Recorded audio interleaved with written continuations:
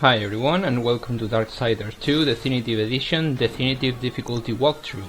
There we go. I think I said it right. I think I said it right. So this is part 5, the second part of part 5, and we are still doing the Tears of the Mountain quest. Almost through a blank there, and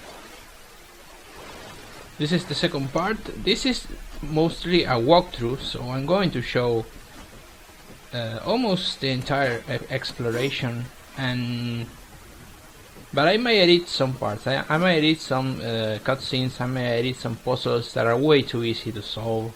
I mean, if there is a puzzle that might scratch your head or mine, mostly mine, I will leave it on. But the puzzles are not really that bad. They're not even Zelda bad. Like, sometimes you have to look around in Zelda, like, and figure out where the fucking like button on the ceiling or on the door was, or what you had to do with certain item. And sometimes it was, I wouldn't say difficult, but when I play Zelda Ocarina of Time, and I'm mostly talking of Ocarina of Time, even though I think Link of the Past is better, I mentioned this before, and I was just a kid. I don't know what age I had, but I was little, so it was tough back then, maybe, to figure out some puzzles, or just look at some puzzles, just to find where they fucking are, right? So, I'm sorry if you see me deviate in some levels and for opening chests, but the thing is, and I said that this before again, but I will repeat it, the chests appear on the map. That little map that is on the right, top down, not top, bottom down of the screen, the chests are going to appear if you are near them. And something else that I did not actually said, the vibration on the gamepad, on the gamepad, Jesus, it's really hot, guys. We are entering the summer here in Argentina, and it's getting really hot already. So, and I hate hot days, but I have to record anyways. Like if that would be an excuse for me to stutter, right? But it actually is. So, whatever. And what the fuck I was talking about, right? What the fuck I was talking about? Oh, the chests, yeah. The chests do appear on the map when you get near them, and the gamepad will vibrate if you're really near them. It will vibrate for a few seconds. It will not vibrate all the time, because hopefully luckily, the developers actually understood that vibrating the fucking gamepad like constantly is a fucking nuisance. I never talked about this, but I hate the fucking feedback of the vibration. I understand that sometimes it's cool to feel that the gamepad vibrates, and maybe in the times of Metal Gear Solid, like the first one, when Psycho Mantis makes you put the gamepad on the floor and it makes it move by vibrating it, it was actually really cool. And some other games use it a lot better by not vibrating them all the time, all the fucking time. Just for example, Uncharted doesn't vibrate the gamepad when you shoot, because it will be a fucking incredible nuisance. But it does vibrate it on certain cutscenes. It doesn't even vibrate it when you receive damage, which is so good, guys. I've grown. I'm an old man at this point. Not that old, but early 30s, and I played games for a long time, and I did like the vibration stuff on the early days. Not so much as to buy a vibration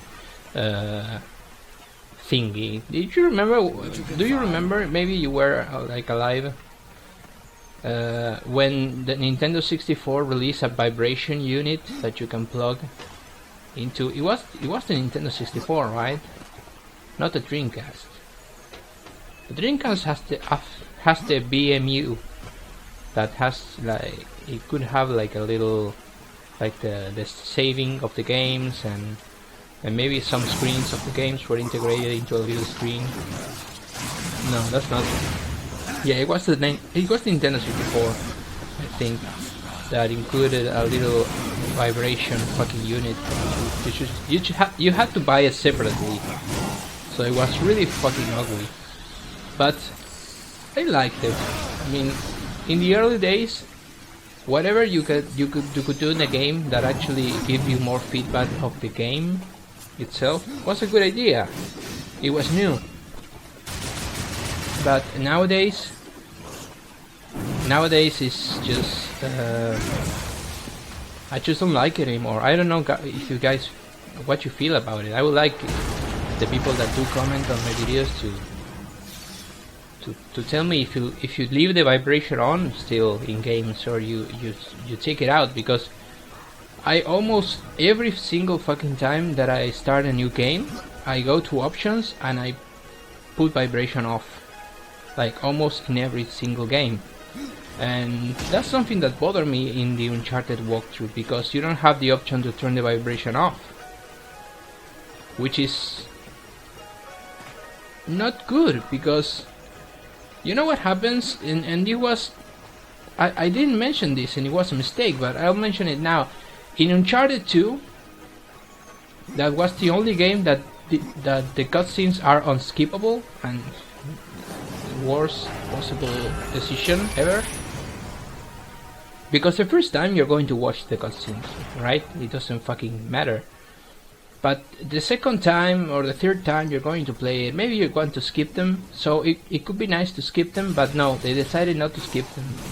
And since you can skip them and you can turn off the controller vibration, I just usually just leave the controller on my desk and wait it out, wait for the cutscene to end. But the thing that fucking happened with that is that in cutscenes the controller vibrated, because it does vibrate in cutscenes. So what happened is that I was fucking leaving the controller on my desktop and doing something else, and the fucking controller suddenly started to vibrate rather intensively sometimes, and it just fucking scared the shit out of me. And if it didn't scare the shit out of me, it just bothered me. Like I had to, it made a tremendous noise. I had to grab it and like put it on my bed maybe, so it doesn't. I don't actually listen to it. And something even worse than that I just remembered. Once when I was playing Metal Gear 5, The Phantom Pain, not when I was making a walkthrough, when I was playing it for myself, like to actually know how to fucking play it, they have the same thing. You can't turn off the vibration on the game, which again, bad decision. And on top of that, you have cutscenes, that you have a lot of cutscenes. Okay, it's the Metal Gear with less cutscenes in history, yes, but you did have cutscenes that made your controller vibrate. So at one point I decided, I already watched that video because I was redoing a mission, so I put my controller on the edge on the desk. I swear to fucking God. And the controller vibrated so fucking harsh that it threw the controller off my desk. It moved it, and I understand that it's partially my fault because I left it right at the corner. But it moved it so fucking hard that it actually threw it to the floor. And I take care of my stuff so much, because every single thing that I own, every console, every gamepad, every game, never a scratch on the disc, never a stick, like a crushed stick, or you know, I really care about stuff. I cared, like in time past. I really care about stuff, and I take care of it, because when I don't use it anymore, I mostly sell them. I'm not a collectionist.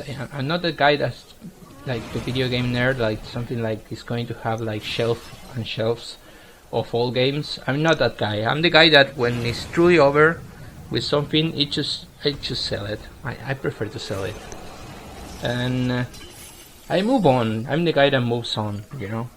Not in everything, by the way, not in every aspect of life, but I do move on in things. I don't put that much value on things. So I'm rambling. So yeah, so the thing was that it made me pissed. Yeah, it made me mad. I just grabbed the controller and I looked at it to see if it fucking broke something, because that would have been the first time that a video game breaks my controller, like entirely the fault of the video game, right? Now it was my fault because I fucking left it on there, and I knew that cutscenes vibrated, but it is a mistake, a developer mistake, to not actually include an option to turn it off. I actually see that option a lot in video games, but in the games that I do not see that option, it just makes me mad. The same reason that when I don't see the option to swing the camera around, and I mean the sensitivity of the camera, it doesn't let me control the sensitivity of the camera, and that's really bad as well. Or it made me reset the camera. That's really bad. And Uncharted 2 doesn't have a reset camera option, which is another horrible decision.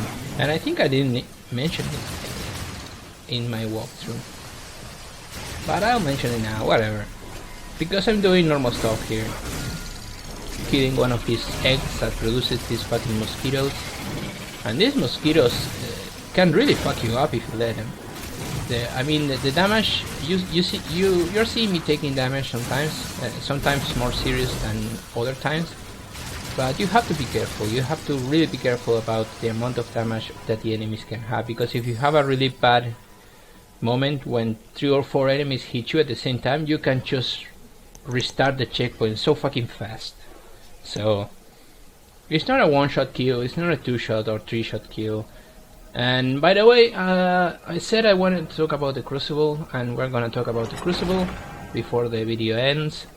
And I already explained that the crucible is 100 waves, it's 25 waves, and you get a chest. If you open the chest, you reset the waves.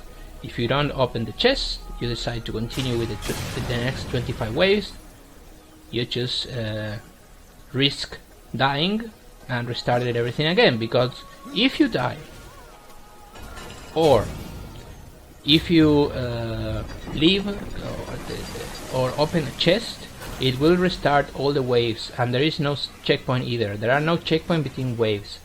That's why the trophy for the crucible is hardish, we should say. Is that word even invented? I just invented it. It's not even like the crucible, the difficulty in the game, in the normal game. This is probably an answer to a question that someone did, not in my videos, but someone in the universe did, and I'm going to answer it now. The difficulty affects directly on the crucible. That means that when we are going to fight the crucible later in the game, when we actually have a better build of this character, we are going to do the entire 100 waves without dying. Because if you die, reset all the waves, and Definitive Edition applies to the crucible. Definitive difficulty. So the difficulty applies to the difficulty of the crucible. So I will say, if you are a person who wants to get a trophy for getting to the last boss of the crucible, I might change the difficulty to easy or normal. If you only want a trophy, right? If you don't care about anything else. But if you want to do a challenge, just leave it on Deathinitive and go for it, as we are going to do later in the game. Now, I'm building Death with a Harbinger build. That means that I will not be spawning skeletons or something like that. I will be fighting mostly increasing my strength, poor strength, and my critical. I will try to give myself Wrath and health by hits or criticals. I will try to hit really hard and not have that much defense or resistance. It will be a high risk, high reward character. That means that if I get hit heavily, I'm going to die. But my hits will hit so much, will take so much damage that, you know, attack sometimes is the best defense. That's actually the motto for my main character, for Death. So yeah, and a few questions that I want to answer before the video ends. Actually, we have a few more minutes though, and a lot of people were concerned, as I mentioned before, that this difficulty was the hardcore, and it's not. When you end, that means when you die, you actually start all the game again. That's not true. You can play on any difficulty actually, and when you end that difficulty and you unlock new plus, you will unlock also hardcore mode. And hardcore means that when you die, you restart the game all over again. So yes, if you play hardcore and you die, you'll restart it again. Nevertheless, there are no trophies for hardcore, so you don't have to make yourself go through that pain, or for getting the platinum if that's what you want to do, or the achievements, you know, whatever platform you're playing. I don't know if this came out for the 360, the Xbox One. I do know it came out for PC, but I don't know if it came out for Xbox One. I would say yes, but I'm not sure. So, and the developers did say an interesting thing. The developers say that they were testing how many people wanted the Darksiders franchise still, as we enter the final fight, the end boss of this level. And they basically are saying that if this Deathinitive edition sells well, I don't know what the numbers or figures they have in mind, but if they sell to their liking, they might develop Darksiders 3. And I hope they do. I really hope they do. So in this boss, there are a lot of other questions that I read on GameFAQs. I don't post my walkthrough on GameFAQs, by the way. I don't promote myself. I should. I've been said by a lot of people that I should promote myself. I mean, in forums and send tweet to developer or publishers that I'm doing walkthroughs, but I don't actually do that. That could be one of the reasons why my subscriber base doesn't really go up fast, or it might be another reason. I don't know. I talked privately with Big Benedict once about this, and that is not really a concern. I mean, the subscribers, the part of subscribers, but it is a concern in the means that I don't see it go up as fast as I would want, let's just say. But you can see that I'm not actually stopping my walkthroughs, the speed of the uploads. I'm not thinking about not doing this anymore or something like that, because the reason that I created this channel was mostly because I wanted to share games. I wanted to play them because I was already playing them at the highest difficulty way before I had a channel, because that was always my thing.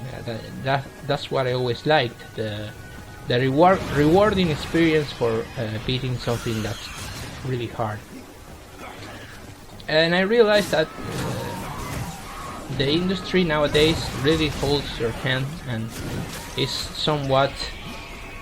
Sometimes you have to just limit yourself in a game to really have a rewarding experience in difficulty, and it's kind of sad. So I decided, that's one of the reasons I decided to create this channel, just to maybe help people go back to the old ways, when the games didn't tell you how to do things, when the games didn't give you a huge fucking arrow pointing you in the right direction when you actually have to think to do stuff, and at the same time I had to learn to play the game to go through it. And those were the rewarding parts of video games, not only seeing nice graphics and nice set pieces that look like movies, because if I want to look at a movie, I go to the movies, you know.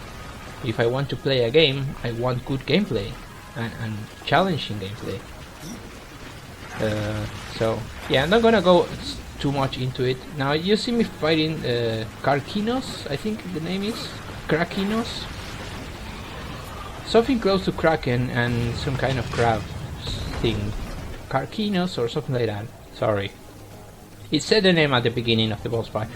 So basically you throw this fucking egg at him, and when he falls you punch him as hard as you can. I know I could summon the Reaper mode, and you haven't actually seen me do that. By the way, this is the Reaper, but I didn't summon it. It's actually a cutscene in game. I know I could summon the Reaper and do a lot of damage. This is an item that I will begin to use, but I don't do it, and I don't know why. I think I don't need it. I didn't feel as I needed it. But don't get me wrong, this is not a limited no transformation whatever run.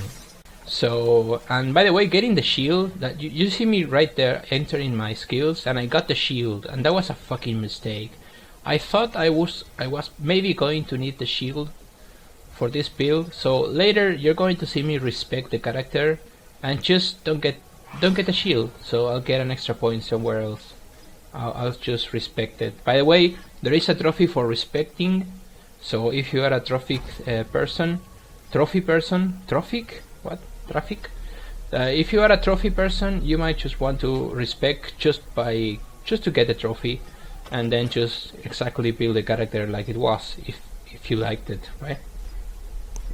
If you want to respect it, you have to actually go to Volgrim, the demon merchant, and he sells the potions to do it, and they cost money. I don't remember how much, but I think they're 1000 coins. I could be mistaken. I hope if you're liking the walkthrough, guys, you'll continue to like it, because after this we're going to go to part 6, the Lost Temple. So I'll see you in part 6, guys. Thank you for watching, and take care.